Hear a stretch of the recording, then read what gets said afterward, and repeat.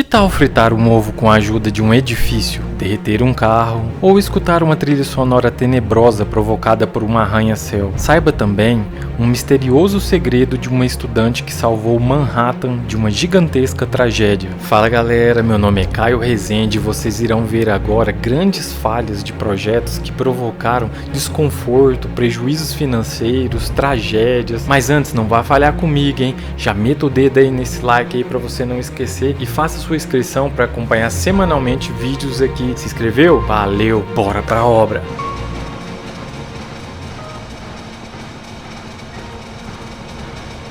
O planeta por si só já nos entregou formações naturais incríveis, como Monte Everest, Grand Canyon e muitos outros. Em contrapartida, a engenharia entrega cada vez mais projetos complexos e audaciosos. Já construímos arranha-céus, represas, monumentos, megaprojetos, naves, robóticas e muito mais, provando a nossa engenhosidade e visão de busca para uma qualidade de vida. Em contramão a isso, nem sempre tudo foi perfeito. Afinal, erros humanos em projetos, por mais bem planejados e estudados, podem ser improváveis, mas também passíveis de acontecer. Vamos ver agora erros que provocaram perdas financeiras, desconforto e até desastres.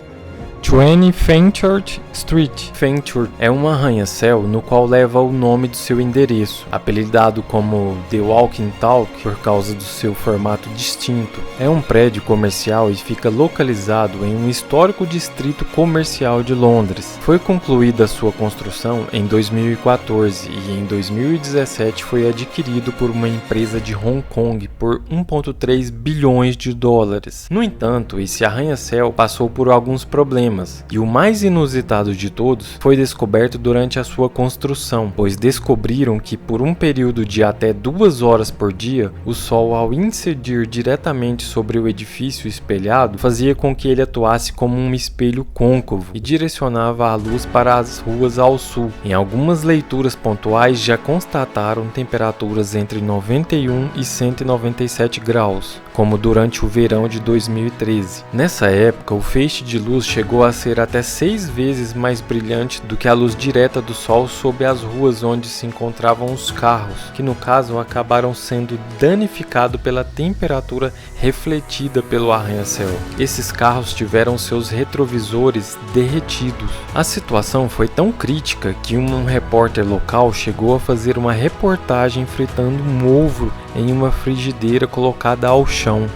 O arquiteto do prédio, Rafael Vinoli, alegou que inicialmente seriam janelas do tipo Louvre, que estariam do lado sul e impediriam esse problema, porém foram removidas em algum momento do processo de planejamento. A solução foi instalar um toldo permanente no lado sul dos andares superiores da torre. Esse mesmo arquiteto projetou o Hotel Vedara em Las Vegas e passava pelo mesmo problema de reflexão de luz solar. E esses raios ganharam um apelido de raios da morte de Vedara. Na situação, o vidro foi coberto por películas não refletivas. Challenger. Existem alguns programas que geraram admiração e espanto, como os programas espaciais da NASA, como por exemplo o Challenger. Foram 10 missões, sendo 9 completadas com sucesso.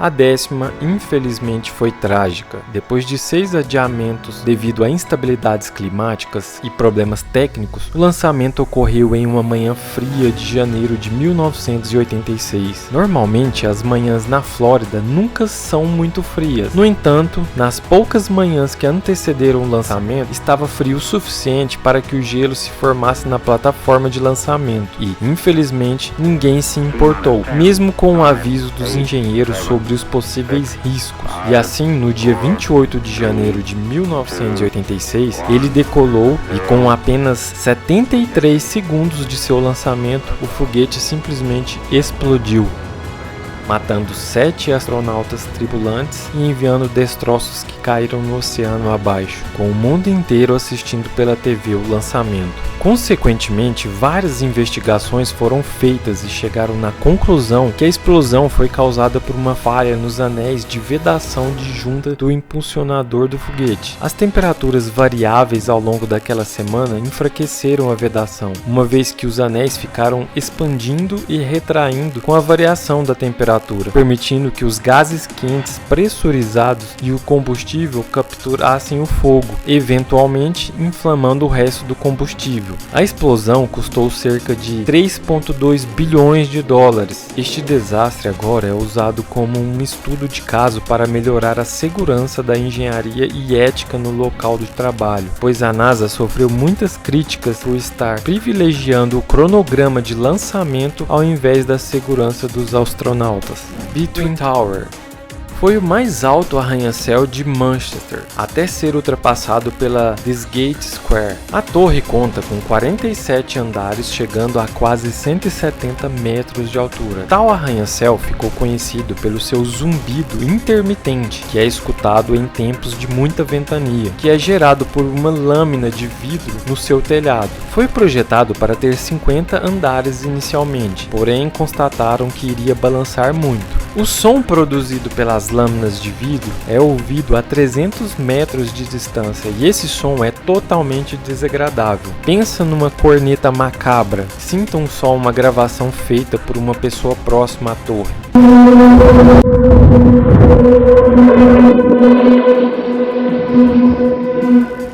Você dormindo tranquilo, deitado, e começa essa trombeta do cão.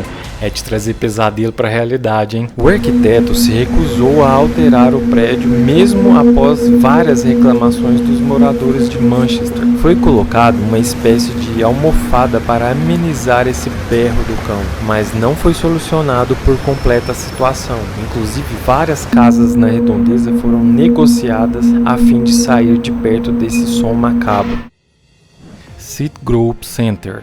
Agora vamos para uma história bastante interessante. Citigroup Center é um arranha-céu que fica em Manhattan. Foi inaugurado em 1977 com a sede da maior empresa de serviços financeiros do mundo. Ele é bem destacável em meio aos outros, seja pela sua altura de 279 metros, com 59 andares, ou mesmo pela sua cobertura inclinada, o que favoreceu a instalação de placas solares. Sua estrutura é interessante e bastante peculiar, pois o apoio de sua base se faz através de um núcleo central e 4 enormes suportes situados no centro de cada face de sua base, o que normalmente é bastante incomum, pois o lógico, simplesmente falando, seria ter a estrutura descarregada nos cantos do perímetro, ou seja, na vértice perimetral.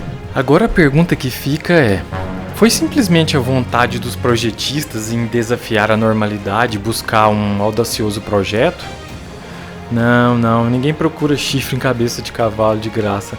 Apesar que tem muito arquiteto por aí que gosta.